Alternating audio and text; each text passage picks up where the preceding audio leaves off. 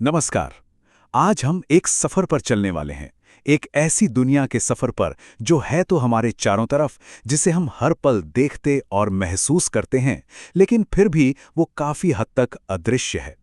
जी हाँ, हम बात कर रहे हैं हमारे आसपास मौजूद हर चीज की, यानी पदार्थ की। तो चलिए एक सवाल से शुरुआत करते हैं। जरा सोचकर देखिए, अगर हम किसी तरह इतने छोटे हो जाएं कि पानी की एक बूंद के अंदर जा सकें, तो हमें वहां क्या दिखेगा? क्या वो एक शांत, खूबसूरत झील की तरह होगा, या फिर किसी बड़े शहर की तरह जहां करोड़ों अरबों चीजें एक दूसरे से टकराती हुई हर वक्त भागदौड़ कर रही हैं? और पता है, यही सवाल हमें हमारी आज की खोज की तरफ ले जाता है। पदार्थ की दुनिया की खोज। एक ऐसी दुनिया जो हर जगह है, हमारे शरीर में, हमारे आसपास की चीजों में, और यहां तक कि दूर टिमटिमाते तारों में भी। तो चलिए शुरू करते हैं इस रहस्य को समझना। देखिए, अपने आसपास की दुनिया को समझने की कोशिश तो इंसान हजारों सालों से कर रहा है।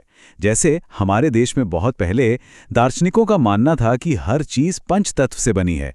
आपने सुना होगा, वायु, पृथ्वी, अग्नि, जल और आकाश। और मजे की बात यह है कि पुराने जमाने में ग्रीस के विचारक भी कुछ ऐसा ही सोचते थे। लेकिन वक्त के साथ आज का विज्ञान चीजों को एक अलग नजरिए से देखता है, उसके भौतिक और रासायनिक गुणों के आधार पर। और यहीं से मतलब जब विज्ञान ने इसे गहराई से समझना शुरू किया, तो एक बहुत बड़ा सवाल सामने आया।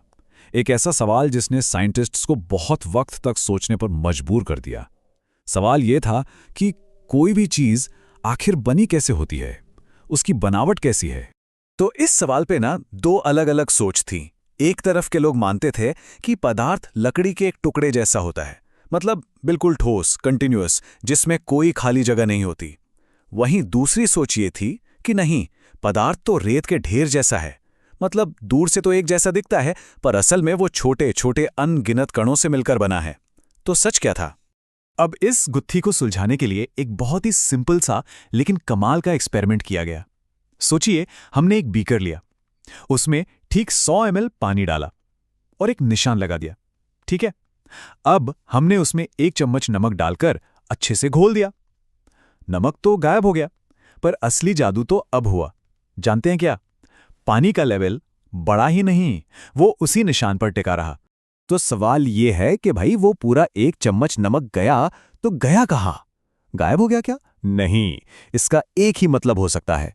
पानी जो हमें ऊपर से एक जैसा दिखता है, असल में उसके कणों के बीच खाली जगह थी, बिल्कुल स्पेस था। और नमक के छोटे छोटे कण उन्हीं खाली जगहों में जाकर फिट हो गए। और बस इसी एक एक्सपेरिमेंट से यह साबित हो गया कि पदार्थ सतत नहीं बल्कि कणों से मिलकर बना होता है। ओके, तो एक बात तो पक्की हो गई, हर चीज कणों से बनी है। पर कहानी यहां खत्म नहीं होती। असल में यहीं से तो शुरू होती है, क्योंकि नन्हे नन्हे कणों की ना कुछ बहुत ही खास बातें हैं। कह सकते हैं इनके 3 बड़े रहस्य हैं, और यही रहस्य तय करते हैं कि कोई चीज ठोस होगी, द्रव होगी या गैस। तो चलें जानते हैं इन 3 रहस्यों को। तो पहला रहस्य तो हम असल में देख ही चुके हैं। क्या था वो? हाँ, कि पदार्थ के कणों के बीच खाली जगह होती है। वो नमक और पानी वाला एक्सपेरिमेंट याद है ना? बिल्कुल वही। और इसी वजह से तो जब हम नींबू पानी बनाते हैं तो चीनी और नमक पानी में आराम से घुल जाते हैं, क्योंकि उन्हें पानी के कणों के बीच जगह मिल जाती है। अब आता है दूसरा और बहुत ही मजेदार रहस्य। ये जो कण है ना, ये कभी आराम नहीं करते, मतलब कभी नहीं। ये हमेशा हर वक्त मूव करते रहते हैं, गतिशील रहते हैं। इनमें एक एनर्जी होती है जिसे हम कहते हैं गतिज ऊर्जा या काइनेटिक एनर्जी। ये बस भाग रहे हैं इधर उधर लगातार।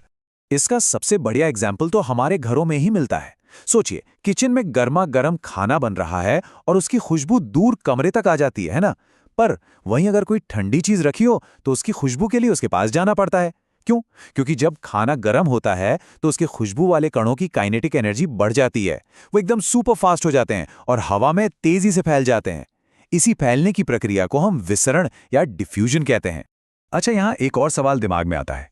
अगर कणों के बीच जगह भी है और वो हमेशा भाग भी रहे हैं, तो फिर चीजें आपस में जुड़ी कैसे रहती हैं? मतलब एक मेज धुएं की तरह बिखर क्यों नहीं जाती?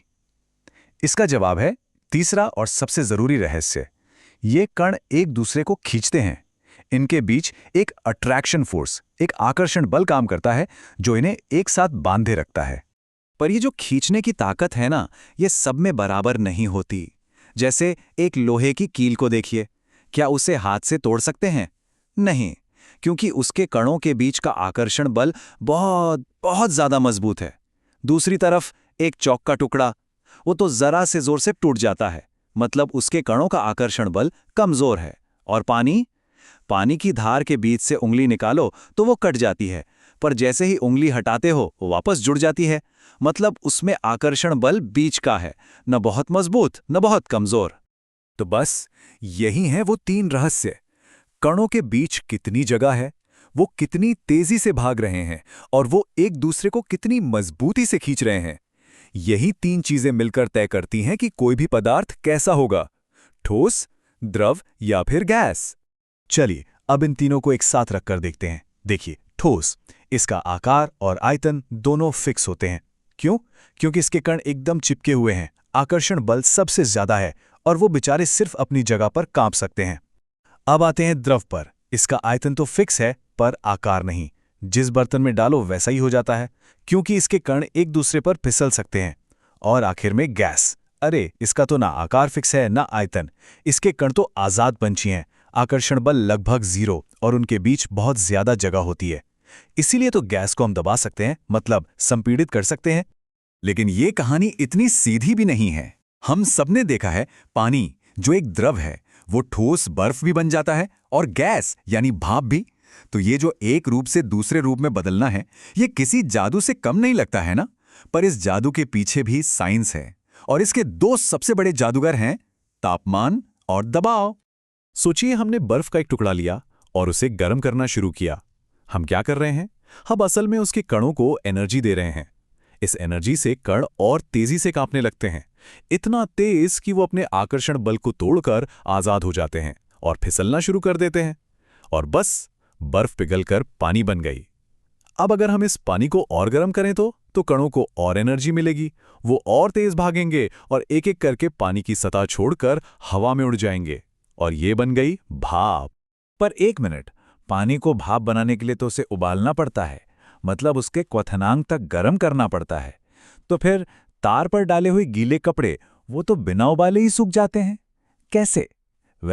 इस प्रक्रिया का नाम है वाष्पीकरण।